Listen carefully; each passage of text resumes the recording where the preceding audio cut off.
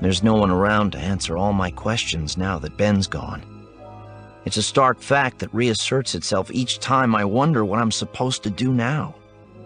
That brown robe he wore might as well have been made of pure mystery. He clothed himself in it and then left nothing else behind on the Death Star. I know Han likes to scoff at the idea of the Force, but when a man's body simply disappears at the touch of a lightsaber, that's more than simple tricks and nonsense. And I know the Force is real. I felt it.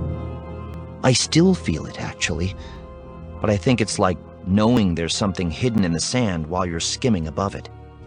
You see ripples on the surface, hints that something is moving down there. Maybe something small, maybe something huge, living a completely different life out of your sight. And going after it to see what's underneath the surface might be safe and rewarding. Or it might be the last thing you ever do. I need someone to tell me when to dive into those ripples and when to back off. I thought I heard Ben's voice a couple of times during the Battle of Yavin. I'm wondering now if that really happened. Maybe I only thought it did. Maybe that was my subconscious speaking to me. A kind of wishful thinking. He's been silent since, and I don't feel I can talk to anyone else about the Force. My confidants at this point consist of one blue and white astromech droid. Han and Chewie are off somewhere trying to earn enough credits to pay off Jabba the Hutt. They lost all their reward money from the Battle of Yavin, and they're back to being broke and desperate. The galaxy should beware. Leia is cloistered with the leaders of the Alliance in the fleet, which is currently hiding in the Sujimi sector around an ice planet no one has paid any attention to since the Clone Wars.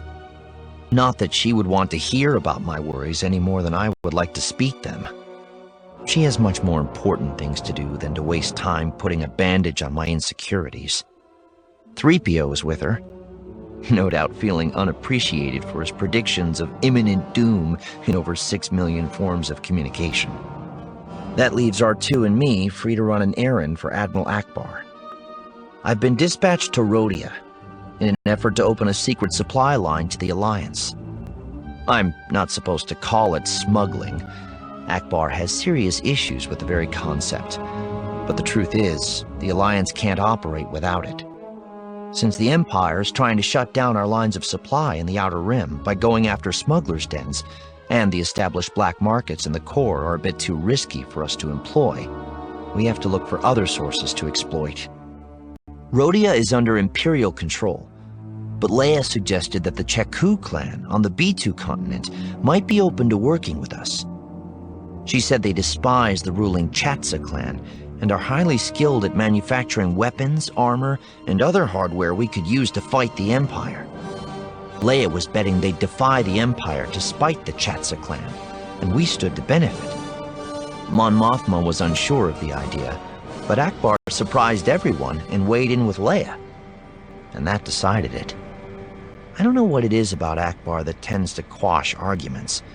He has a kind of moist charisma, I guess, that no one wants to challenge.